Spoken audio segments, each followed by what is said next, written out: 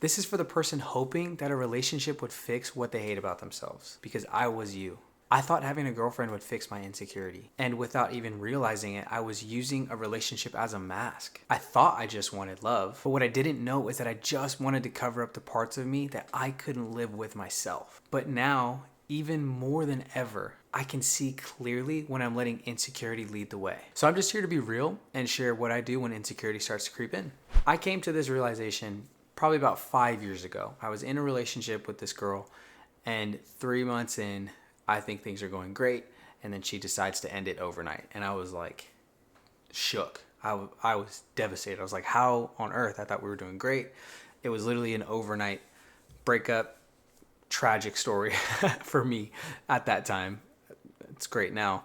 But at that moment, we were literally laughing. She sent me snaps of like smiling, laughing. And then the next morning, it's like crying. And she's like, we need to talk. And I was like, dang, okay, something definitely changed. But I remember after that relationship ended, I was so torn and conflicted, and I didn't know what was going on. And I felt like betrayed. I just felt empty. And it took me a while, probably about 5 or 6 months after that relationship ended, to realize what I really did wrong, to realize what was actually going on and what God was trying to show me in my heart and in my life. I didn't realize that the whole time, that whole relationship, I was letting insecurity lead the way. I wanted a relationship so badly. I was 20 something, 21, and I had never been in a relationship. I never had a girl that actually cared about me or was interested in me. I was 0 for probably 7 or 8 attempts just asking a girl out, and she'd be like, nope, I just see you as a friend. It sucked, I didn't have a lot of luck, and that's great. It's fine, whatever. God redeems it. I'm married now. We up.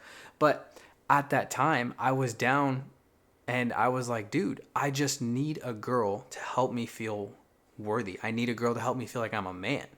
That's the only thing that I'm missing right now. I just need a woman. I just need someone to help me feel secure. And so I finally met this girl, and we hit it off, and it was so fun. And I was like, dang, I was like soaring. I was on cloud nine. I was like, let's go. I'm starting to feel good about myself. I'm starting to feel good about life. And then it all came crashing down when we just ended things. She ended things, not we. It wasn't like when people are like, oh yeah, I wasn't feeling her anyways. It's like, nah, dude, she left you. Anyways, I remember being so insecure, and I was like, dude, why do I feel this way? And it was because I had put my identity in that relationship. I thought, okay, if I'm dating this girl, other guys are going to see, they'll be like, oh, Zach has a girlfriend now. He's good. He's a man. He's on his way to getting married. He's going to level up. I thought I had this weird idea in my head that once you got married, people would finally respect you. Once you got a girlfriend, people would finally respect you. So that was what I was chasing. I wanted to be respected by other guys. I wanted people to respect me. So all I wanted was a relationship to help me feel that other people respected me, and to help me feel like I was more of a man, but even to help me feel complete. So I had all this pressure on the relationship that I didn't even realize was there. And I was pushing things too fast. I was trying to move past boundaries that we were like, hey, we're not going to do this. And it wasn't anything crazy. We didn't commit any sexual sin, but we just moved past boundaries because I was insecure. I was like, no, I need this. I need this to feel good about myself. I need this to feel like I'm a man. I need this. And I don't know if she ever felt that, but it was underlying in all of my actions, all of my decisions, and everything that I was doing. And God showed me outside of the relationship. I was reflecting. I was like, God, what happened? I was like, what did I do wrong? What can I do better? I genuinely believe if you want to grow as a person, you have to reevaluate things. You have to reevaluate what went wrong, how you can improve. So I wasn't like beating myself up in this conversation with God. I was just like, okay, well, what can I learn from this? How can I be a better leader, a better person? How can I take from this experience and improve for the next time, and improve for the next girl that I get to go out with, the next girl that finally says yes to me? And that's when he started showing things. He started peeling back the onions, the layers of the onion. And I literally was so desperate for approval, so desperate for validation that I put it in her. So when she left, there went my security, there went my confidence. And I realized that I was putting my security and my confidence and my identity in something it was never meant to be placed in. And I did that for so many years. More years than I would be proud to admit that I did it. I thought a girl would satisfy. I thought a girl would make me feel complete and make me feel whole. And they never did. There was always something missing. There was always something. I needed it to be more. I wasn't secure in who I was, and that's because I didn't believe who God said that I was. I didn't have faith that what God said about me was actually true.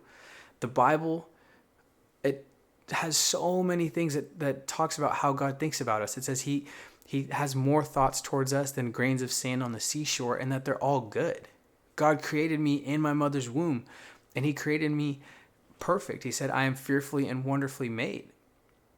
He designed me, and he loves me, and he's proud of me. But somewhere along the way, I started believing lies that I wasn't lovable, that I wasn't worthy, that people won't love me, that people won't want me. So I started believing these lies, and it started affecting the way that I lived my life. It started affecting the decisions that I made, the places that I went to, the people that I interacted with, because I was trying to make up for the lies that I was believing. I believed this lie as it were true, so it was affecting everything that I did in my life. And I had to realize, I had to take a step back. God had to, I don't know if it was God that ended that relationship, but I'm so glad that it ended, because without that, I wouldn't have had the moment to reflect. And I'm sure even if that relationship worked out, I would have figured it out down the road.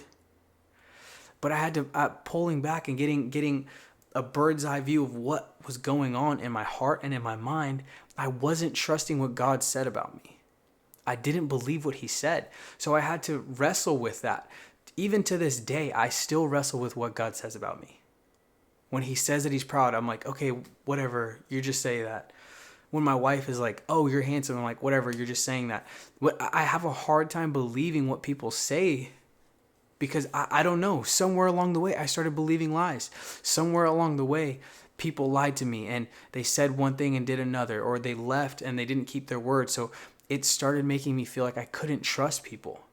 It made me feel like I couldn't trust what anybody said. So when God speaks, even now, I have a hard time believing. And I've been walking with God my whole life.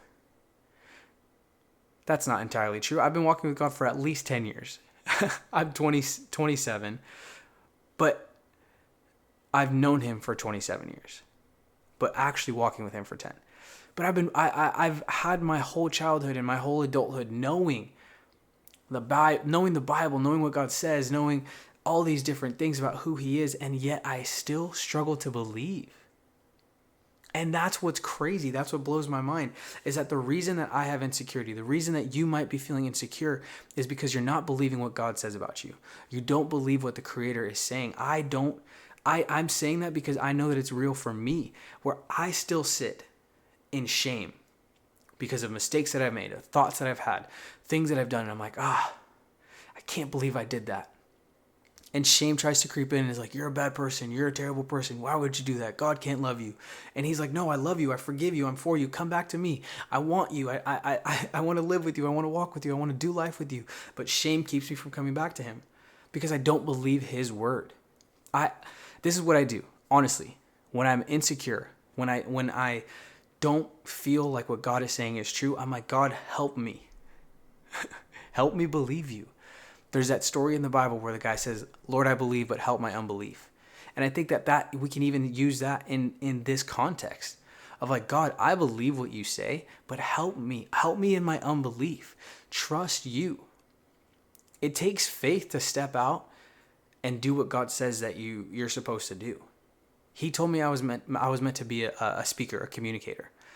And when he told me that, I loved playing guitar. I loved doing photography because I don't know. I just enjoyed them. And I never thought that I would communicate. I hated public speaking. I hated communicating. And I think it was just, I was afraid. I didn't want people to see me. I was 300 pounds. I was super overweight. I didn't feel like anybody loved me or cared about me. So I just had this insecurity about who I was. And because I didn't believe what God said, I let it shape my life. But he told me, you're going to speak.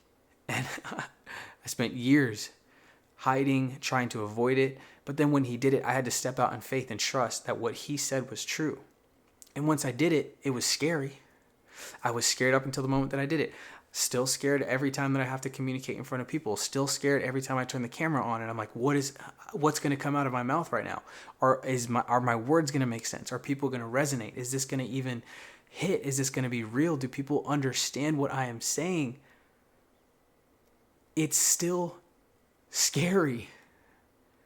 But when I believe God and I take his word and I say, you know what? This is truth.